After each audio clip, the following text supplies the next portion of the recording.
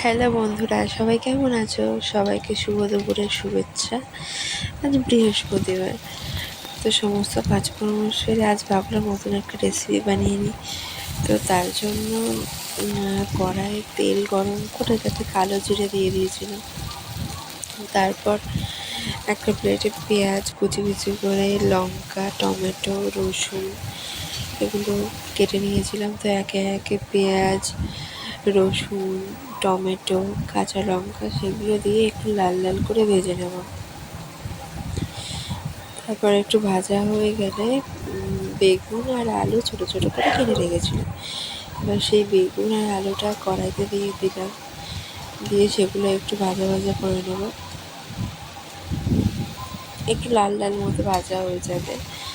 তারপর মাংসর তেল রেখে দিয়েছিলাম, সেগুলো দিয়ে এটা করবো বলে। তো তারপর সেগুলো ছোটো ছোটো করে কেটে নিয়েছিলাম, নিয়ে সেগুলো একসাথে দিয়ে দিলাম। দিয়ে সেগুলো একটু নেড়ে কষিয়ে হলুদ, লবণ, জিরে গুঁড়ো, ধনিয়া গুঁড়ো সব কিছু দিয়ে একটু জল দিয়ে তারপরে একটু ঢাকা দিয়ে নিয়েছিলাম।